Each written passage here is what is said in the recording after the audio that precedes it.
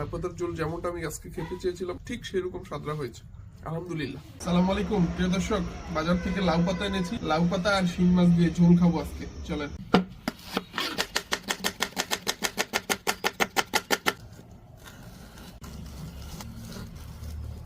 শাক, পেঁয়াজ, মরিচ, মাছ সবগুলো কেটে নিয়েছি। এখন চুলায় চলে যাচ্ছি। চুলায় প্রথমে পরিমাণ মতো পানি গরম করে নিচ্ছি। পানি বলক চলে এসেছে, মশলাগুলি দিয়ে দিব। আদা রসুন বাটা, লবণ দিলাম, হলুদ বাটা, মরিচ গুঁড়া, এবার পেঁয়াজ কাটা গুলি দিয়ে দিচ্ছি, মরিচ দিয়ে দিলাম। এবার আবার ঢেকে দিব। এবার মাছগুলাকে এটার মধ্যে দিয়ে দিব, আবার ঢেকে দিচ্ছি। বলক চলে এসেছে, এবার পাতাগুলো সব দিয়ে দিব।